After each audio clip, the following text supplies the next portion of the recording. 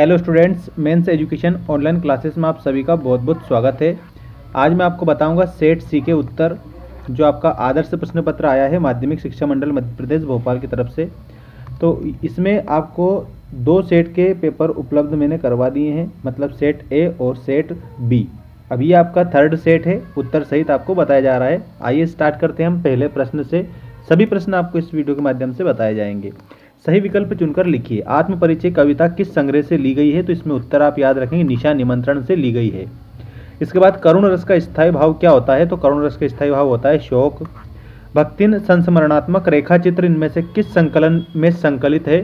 तो स्मृति की रेखाएं, इसमें आपका करेक्ट होगा ऑप्शन नंबर 4।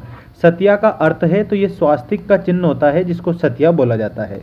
अतीत में दबे पांव रचना में मोहनजोदड़ो को देखकर लेखक ओम थानवी को याद आ गई थी, तो इसमें आपको याद रखना है जैसलमेर। ठीक है। इसके बाद में जन संचार का माध्यम रेडियो है, तो किस प्रकार का है? तो रेडियो है एक प्रकार का श्रव्य, ऐसे आप इसमें याद रखेंगे। निम्नलिखित रिक्त स्थान में उचित शब्द को चयन करके लिखिए। बादल राग कविता अनामिका में कितने खंडों में प्रकाशित है? तो इसमें आपको 6 खंड बताना है, 6 खंडों में प्रकाशित है। इसके बाद नागार्जुन के कवि हैं, तो जो नागार्जुन है ये प्रगतिवाद के कवि माने जाते हैं, तो आप इसमें प्रगतिवाद याद रखेंगे। दोहा छंद है, दोहा छंद कैसा है? तो अर्ध सममात्रिक छंद है। पहलवान की ढोलक पाठ की विधा है, किस विधा में लिखा गया है? तो ये कहानी विधा में लिखा गया है। नेक्स्ट क्वेश्चन देखिएगा, जब मूल वाक्य के साथ एक या अधिक वाक्य और भी मिले हैं तब वह वाक्य क्या कहलाता है? तो वो कहलाता है मिश्र वाक्य। मिश्र वाक्य आप इसमें याद रखेंगे। इसके बाद में देखिएगा, सोंदल गेकर मास्टर पढ़ाने आते थे, क्या पढ़ाने आते थे? तो इसमें आपको मराठी बता देना है, क्योंकि वो मराठी के शिक्षक थे। इसके बाद में स्तंभ लेखन, लेखन का प्रमुख रूप है, किस प्रकार के लेखन का? तो इसमें विचार परक लेखन का याद रखेंगे, विचार परक। अब जोड़ी देखिएगा, सही जोड़ी बनाकर लिखिए। हरिवंश राय बच्चन, देखिए हरिवंश राय बच्चन जो है हालावाद के कवि माने जाते हैं, तो ये इस ऑप्शन से आप मिलाएंगे। उपमेय की उपमान से श्रेष्ठता, तो इसमें आपका व्यतिरेक अलंकार होता है, उपमेय की उपमान से श्रेष्ठता। तुषारपात, इसका मतलब होता है ओले बरसाना। ठीक है, तो ये आपका ऑप्शन नंबर खास से आप मिलाएंगे। शिरीष के फूल, देखिएगा शिरीष के जो फूल है ना, हजारी प्रसाद द्विवेदी। इसके बाद सम हाउ इम्प्रॉपर, इसमें यशोधर बाबू, यशोधर बाबू। रेडियो नाटक की अवधि, तो 30 से 60 मिनट। ठीक है, याद रखना 30 से 60 मिनट। तो इस प्रकार से आप इस जोड़ी को मिलाएंगे। अब मैं बता रहा हूँ आपको, अगला आपका जो प्रश्न है, निम्नलिखित प्रश्नों का उत्तर एक वाक्य में लिखिए। एक सेंटेंस में पूरा उत्तर आपको देना रहता है। देखिएगा, कवि उमाशंकर जोशी ने अपने खेत में कौन सा बीज बोया था? तो इसमें आप लिखेंगे पूरी लाइन, कौन सा हटाकर कविता लिख देंगे, कविता रूपी। ठीक है, कविता रूपी बीज बोया था। इसके बाद में जान श्याम घनश्याम को नाच उठे वन मोर पंक्ति में कौन सा अलंकार है? तो यहाँ आपको याद रखना है भ्रांतिमान अलंकार है, भ्रांतिमान अलंकार।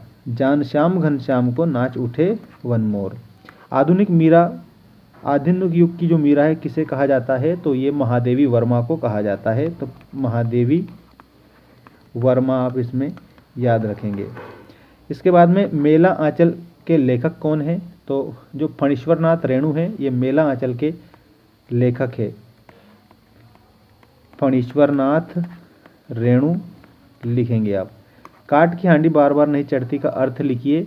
इसमें छल कपट बार बार नहीं चलता, ये आपको याद रखना है। ठीक है, यहाँ पर मैं लिख देता हूँ, छल कपट बार बार नहीं चलता, नहीं चलता, ऐसे।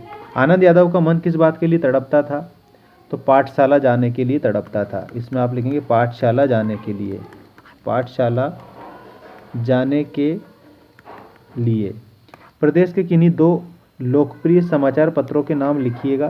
तो देखिए, जो प्रदेश के कोई 2 लोकप्रिय समाचार पत्र है अपने मध्य प्रदेश के, एक तो आप लिख लेंगे दैनिक भास्कर, दैनिक भास्कर, और उसके बाद में दूसरा आप लिख लेंगे दैनिक जागरण, दैनिक जागरण। इस प्रकार से ये नाम आप याद रखेंगे। इसके बाद निम्नलिखित कथनों में सत्य असत्य का चयन करके लिखिएगा। अब आपको सत्य असत्य बताना है। आसमान में उड़ते बगुलों की पंक्ति कवि की आंखें चुरा ली जा रही है, तो इसमें आपको सत्य बताना है। जिस काव्य में पूर्वापर संबंध ना हो उसे महाकाव्य कहते हैं, तो इसमें आपको असत्य बताना है। इंद्र सेना सबसे पहले गंगा मैया की जय बोलती है, तो इसमें आपको सत्य बताना है। गागर में सागर भरना का अर्थ है कम शब्दों में अपनी बात रखना, तो ये आपको बताना है सत्य। सिंधु घाटी सभ्यता में संतरे और अमरूद फल उगाए जाते थे, तो यहाँ पर आपको बताना है असत्य। इसके बाद में इंटरनेट अंतर क्रियात्मक और सूचनाओं का विशाल भंडार है, तो इसमें आपको लिखना है सत्य।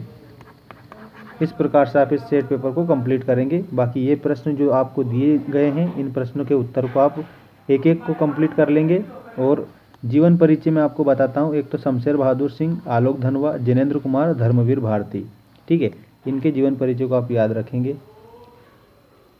और आपको लास्ट में क्वेश्चन नंबर 22 और क्वेश्चन नंबर 23 को अच्छे से गौर करके देखना है। यही आपको कंप्लीट कर लेना है। 4 ही सेट में जो दिए हैं इनको आप कंप्लीट कर लें, इन्हीं में से आपको एनुअल एग्जाम्स में देखने को मिल सकते हैं।